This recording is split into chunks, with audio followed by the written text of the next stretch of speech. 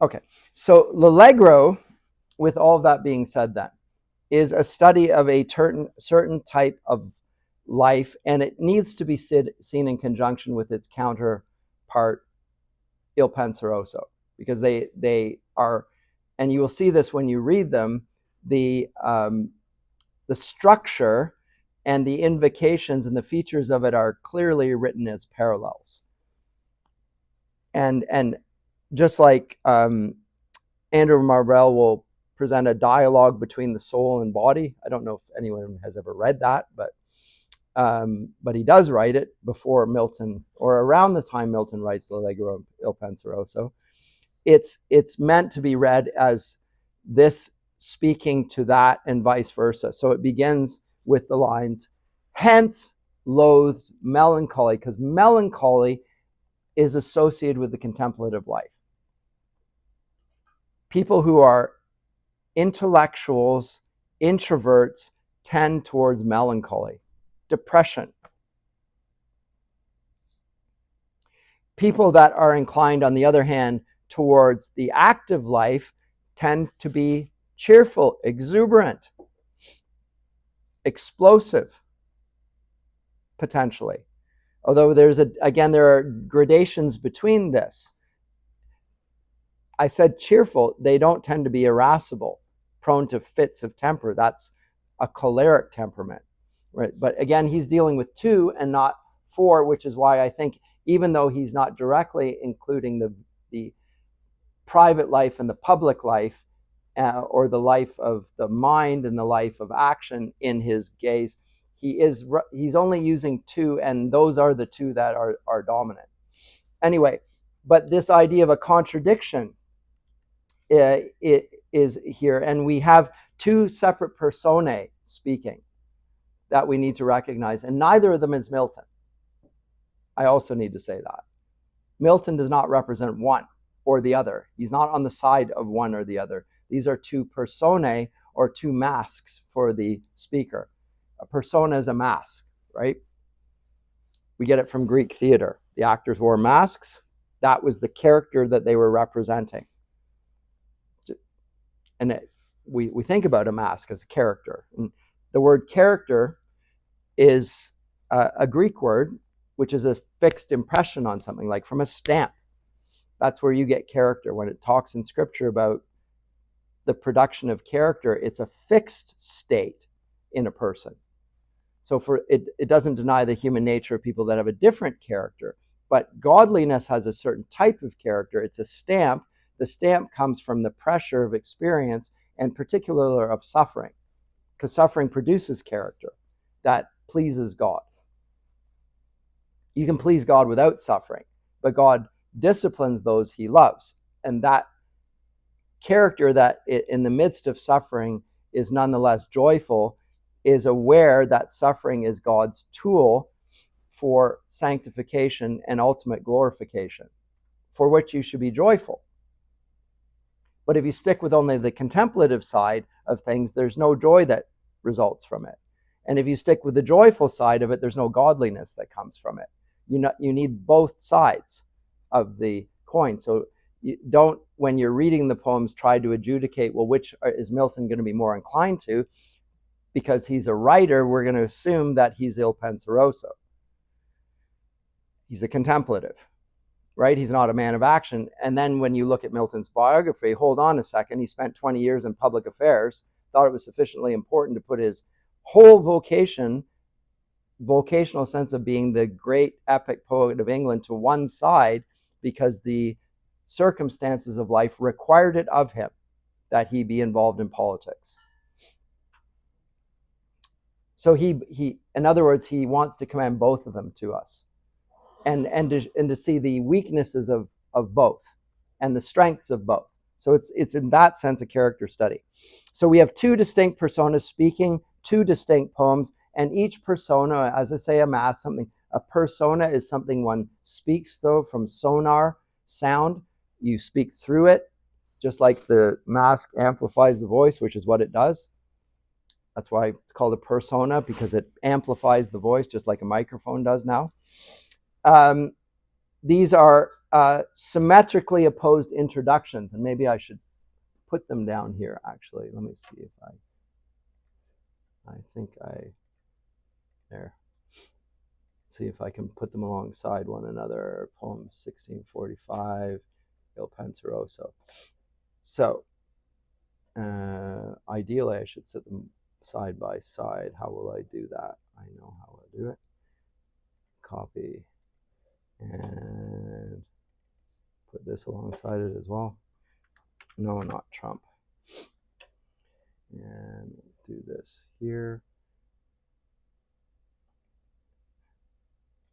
And I will put this here, and we'll reduce it and push it over.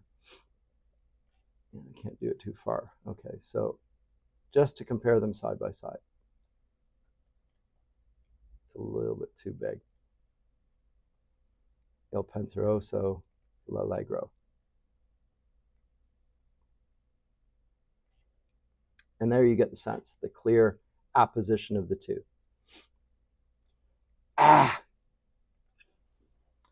So hence loathed melancholy of Cerberus and blackest midnight born, in Stygian cave forlorn, mongst horrid shapes and shrieks and sights unholy, find out some uncouth cell, where brooding darkness spreads his jealous wings, and the night raven sings, there under ebon shades and low-browed rocks, as ragged as thy locks, in dark Cimmerian desert ever dwell. But come thou, goddess fair and free.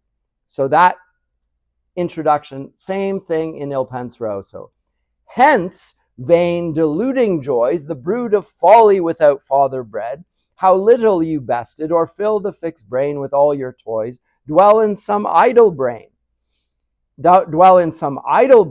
and fancies fond with gaudy shapes possess, as thick and numberless as the gay motes that people the sunbeams, or likest hovering streams, the fickle pensioners of Morpheus train. But hail thou goddess, sage and holy, hail divinest melancholy.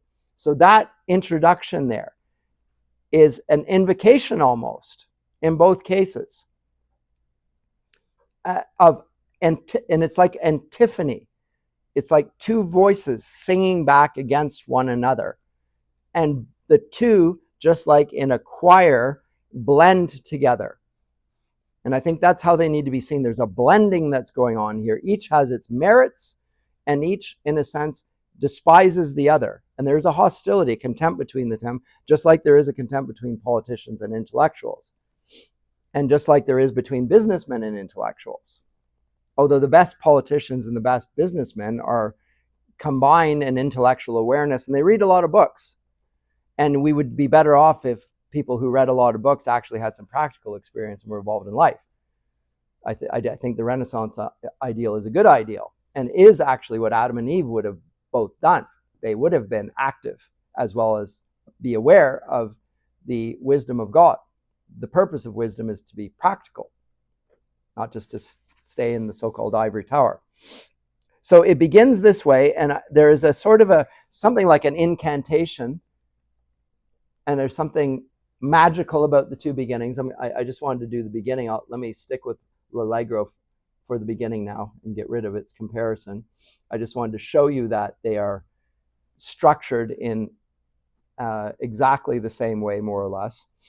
It begins with a proem then, which is something that is said before you look at the actual song itself, the oime, the oem.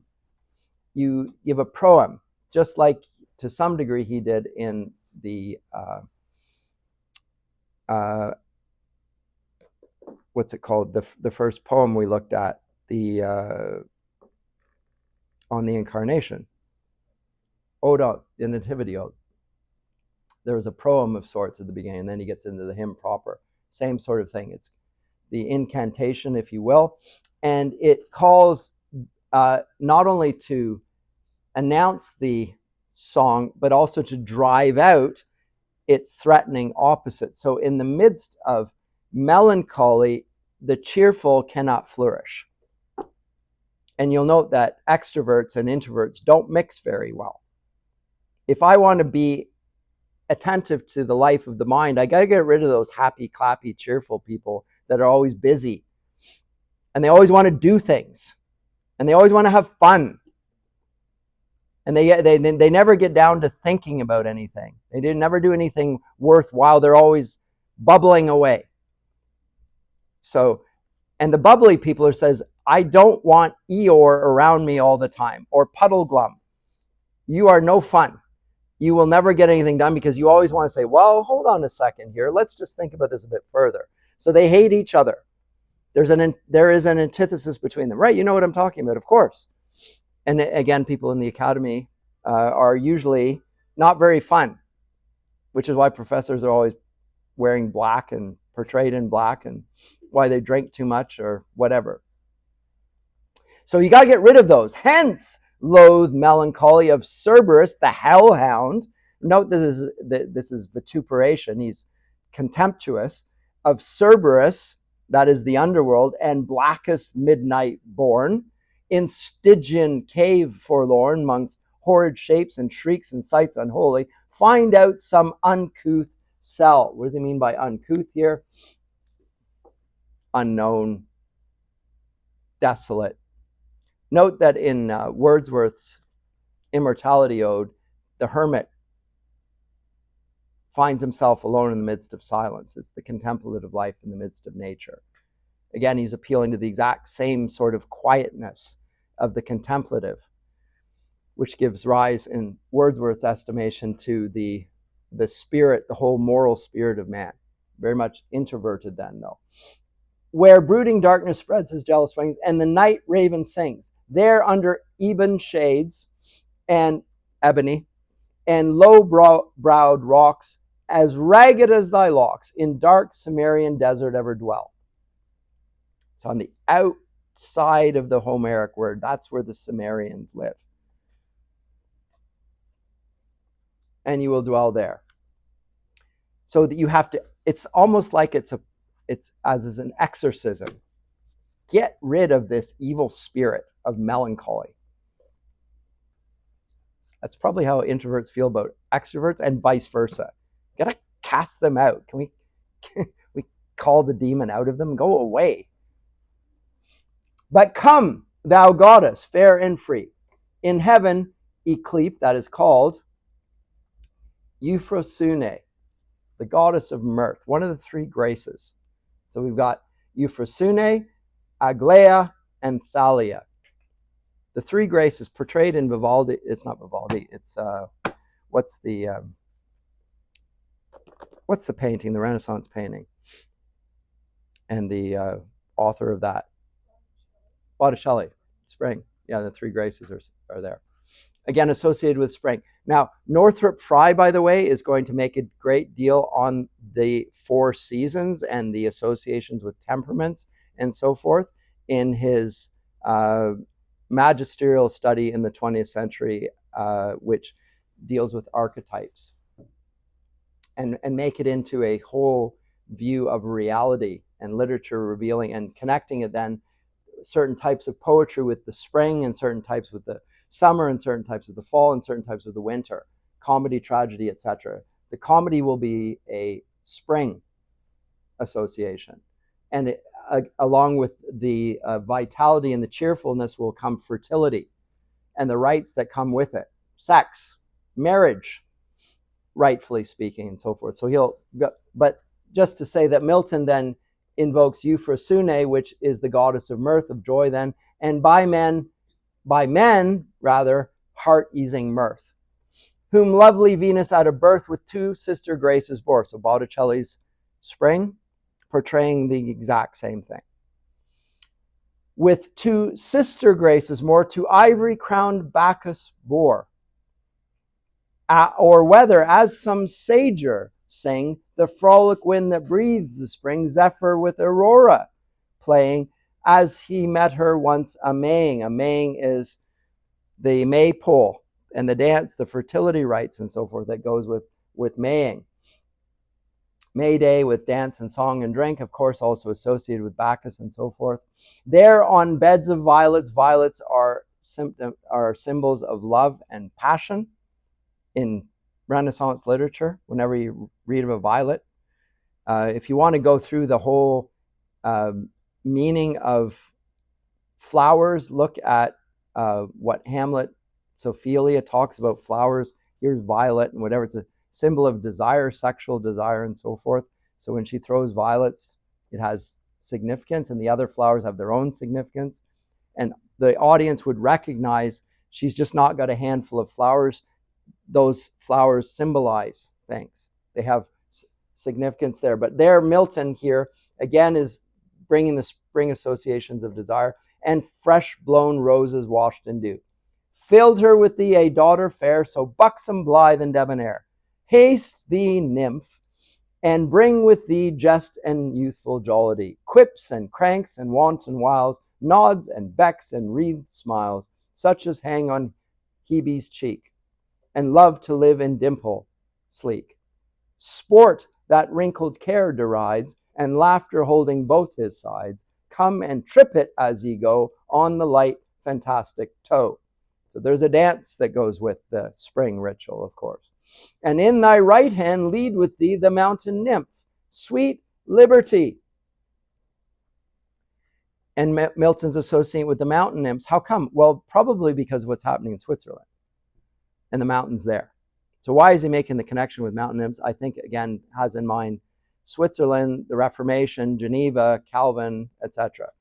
And the Swiss famous for their sense of liberty and the defense of liberty and autonomy within the different cantons, etc. And but he could be thinking Athens, Areopagus, I don't know.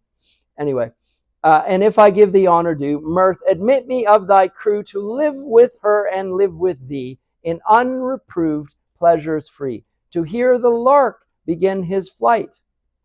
Note that the lark is a songbird that is contrary to the nightingale. The nightingale sings at night and is associated with contemplation. Keats sings the Ode to a Nightingale when he's devoted to death. Milton invokes the lark when he is singing a paean to joy and delight. It's a different bird, both songbirds. One heard during the day, one heard at night. The night associations are with contemplation. The day associations are with extroversion, with joy, etc. Standard poetic references. So when you hear lark, Shelley will write Ode to a Skylark. And he means something different by it. And all of the associations. Again, these associations are part of understanding poetry. To hear the lark begin his flight and singing startle the dull night from his watchtower in the skies, till the dappled dawn doth rise, then to come in spite of sorrow, and at my window bid good morrow, through the sweet briar, or the vine, or the twisted eglantine. While the cock with lively din scatters the rear of darkness thin. So he crows, morning has come. Scatters the rear, and to the stack or the barn door stoutly struts his dames before, or oft listening how the hounds and horn cheerily rouse the slumbering morn, or from the side of some hoar hill, through the highwood echoing shrill. Sometime walking not unseen by hedgerow elms or on hillocks green, right against the eastern gate, where the great sun begins his state. Now, the eastern gate is where the sun rises, but the sun is associated with life. And the west gate, when Adam and Eve are cast out of paradise, where do they go? East or west? East. They go through the eastern gate, right? Now, what's the significance of that?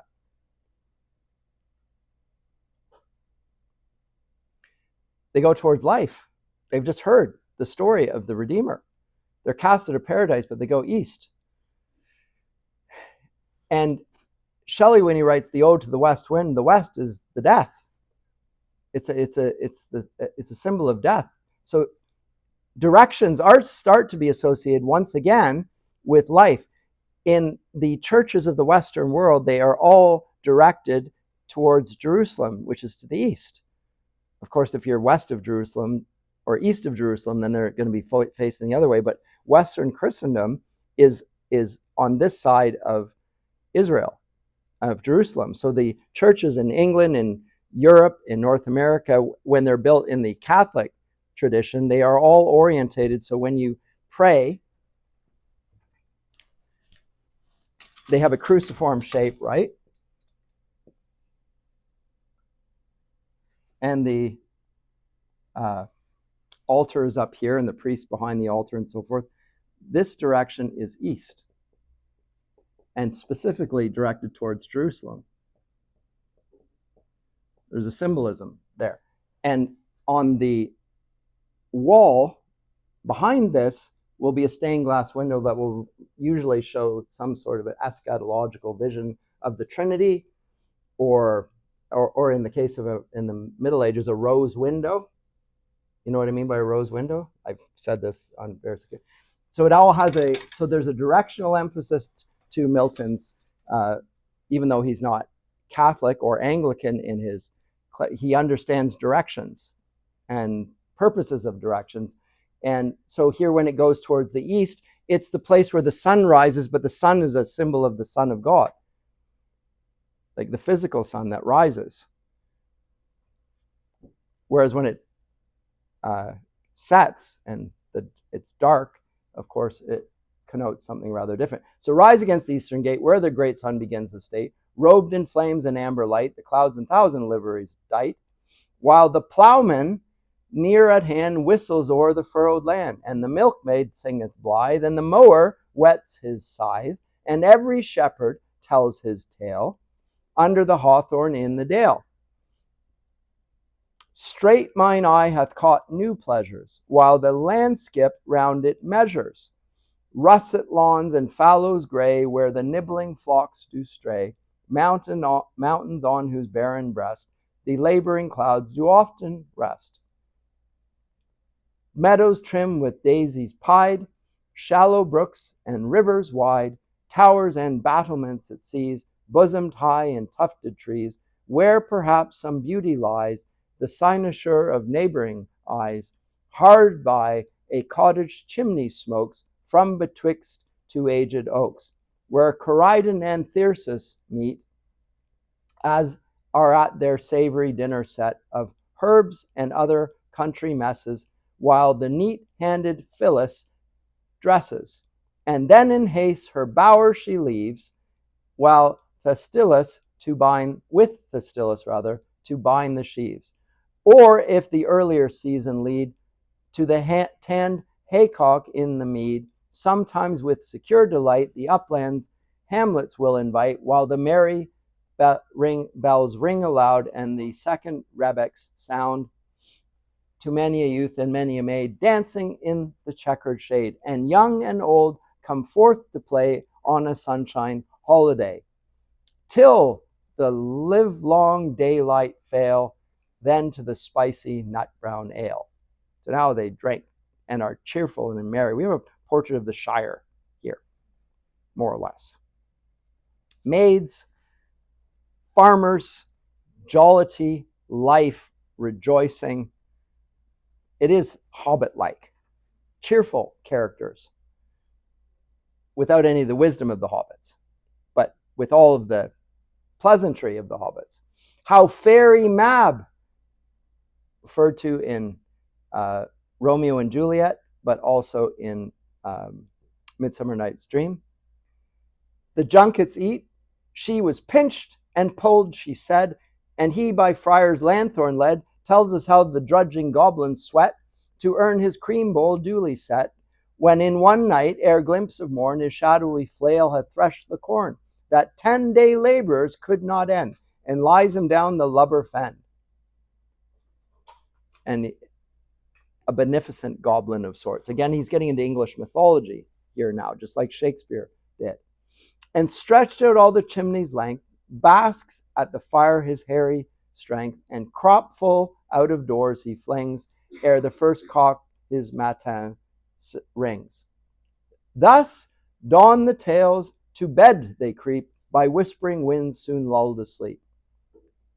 Towered cities please us then, and the busy hum of men. So first we move from the rural life to the urban life. So it is a he's drawing a landscape here for us. You can imagine a cheerful landscape, and it's not just agrarian, it is also in the towered city, as it says here. It shifts from a day in the country to a night in the city because you've got lights in the city. Where throngs of knights and barons bold in weeds of peace high triumphs hold, with store of ladies whose bright eyes reign influence and judge the prize of wit or arms, while both contend to win her grace, whom all commend. There let Hymen oft appear, in saffron robe with taper clear. Hymen is the goddess of marriage, or god of marriage, right? And pomp and feast and revelry with masque and antique pageantry, such sights as youthful poets dream on summer eves by haunted stream. Then to the well-trod stage anon. And now he moves from the cityscape to what happens in the cityscape, marriage, yes, but also theater. What type of theater? Well, from the perspective of L'Allegro, comedy. In Il Penseroso, it will be tragedy. So again, see them beside one another. So if Johnson's learned sock be on, because in Greek comedies, the actors wore soft-heeled shoes, made no noise on the stage. They moved along that way, whereas in the tragedy, they wore something like boots with heels, and you could hear the feet on the stage like the tragos or the goat. There's some sort of a pagan significance to that, but there's a certain, they all wear masks, but they wear different footwear depending on whether you're a comedy or a tragedy. So it's a comedy. If Johnson's learned sock be on, or sweetest Shakespeare, fancy's child, warble his native wood notes wild, and ever against eating cares, lap me in soft Lydian airs, married to the immortal verse, such as the meeting soul may pierce in notes with many a winding bout of linked sweetness long drawn out, with wanton heed and giddy cunning, the melting voice through mazes running, untwisting all the chains that tie the hidden soul of harmony.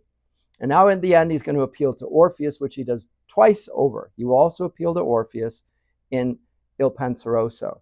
And both of them represent this figure of enchantment whose voice can bring the dead to life. Remember, Orpheus goes down to the underworld to rescue Eurydice, to the Elysian fields. She was taken by Pluto to the underworld, an untimely death. And he through his song, she follows him upwards to life. That figure of the poet as a singer who brings life out of death is popular with all, and both, whether you're cheerful or whether you're melancholic, both believe that they are the means of actual life. Activity or contemplation are both means to life, and both will appeal to Orpheus then. So back to this. Untwisting all the chains that tie this hidden soul of harmony. And as it notes here, and this is a good, and I'll just read this because it's very apropos. Both L'Allegro and Il Penseroso end with passages about divine music.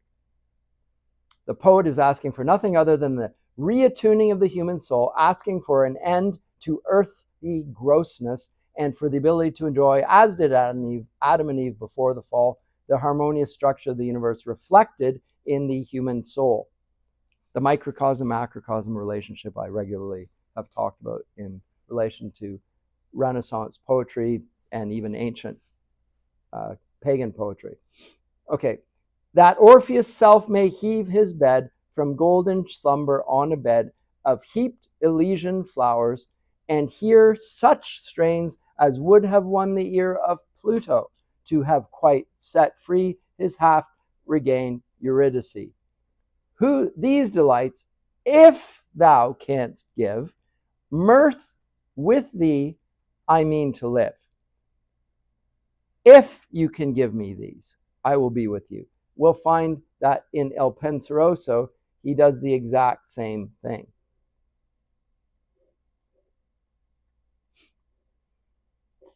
These pleasures melancholy give, and I with thee will choose to live. Same sort of ending.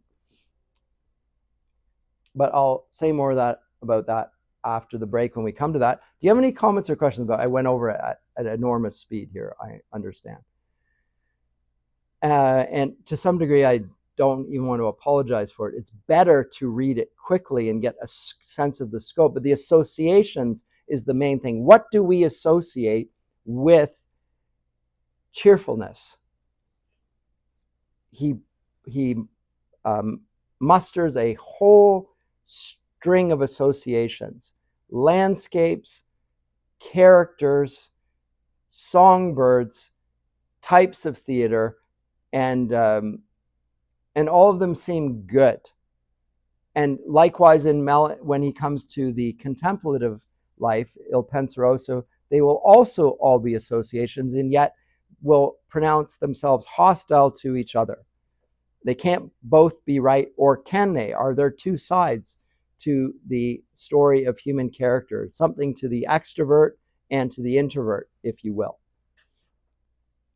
Again, I don't even like extrovert, introvert as the description. It's just, that's the way we speak. I'm an introvert. I'm an extrovert.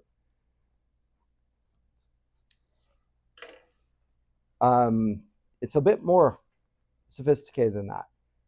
Comments, questions? If not, I'll give you a break. Yes, please. Okay, comments are always good. Me? I did it many years ago, and then it changed, and I think it changes over time. And it depends to some degree on what you do. Like if you're an introvert, but you are pushed into a classroom, then you are required to be extroverted more and more. And so you can put on an act, and there are many famous actors who are have painful stage frights. Sir Laurence Olivier had terrible stage fright, and they get on, and you would never know because he puts on this persona, and it is a persona. It's called acting. But as you do that, it becomes easier and easier for you to do that, and you start to gain some of the joy of being in that persona, and then you become less introverted. You move towards a middle ground, I think. So I'm much more extroverted now than I would have been when I was your age, I think. And I don't even know what I am anymore exactly. And I've not done the test in many years. But I would have been at one point an introvert. Yes. And I don't think you could flourish in academia without having an attention to things that require you to be on your own and reading books. And so you have to be sort of introverted. You're happy not to be having people bustling and busy around you all the time. So even if you are an extrovert, you have to be able to master the ability to spend time quietly in reading, engaging with another author, and the mind of the author speaking to you. That dialogue that takes place when you read a good text is what you're attentive to. So it's not that you don't like people, it's like you don't like the people around you. They're not worthy of your time and attention, whereas Mr. Milton is worthy of your time and attention. So it's not that you're hostile to people, they're just not people that you want to spend all your time with.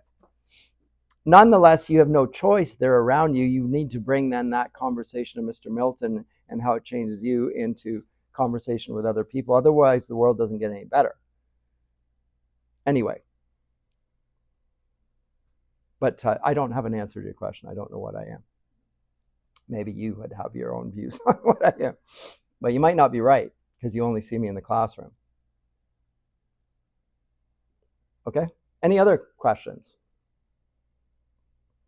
But that whole personality type thing is, to my mind, a way of trying to address what everyone can see, that there are different, for all of their commonality, there are significant differences between people.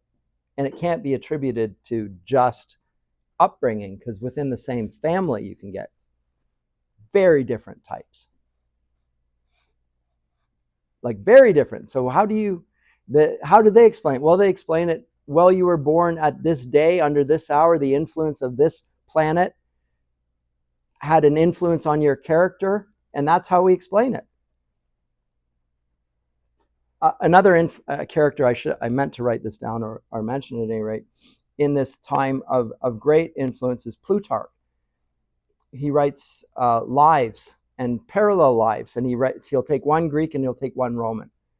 So he'll juxtapose Alexander the Great to Julius Caesar, for example, and looked at those are to some degree character studies.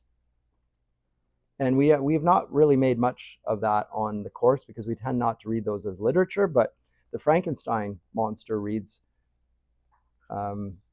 while he's on his own, he reads Paradise Lost, and he also reads Plutarch, very interestingly.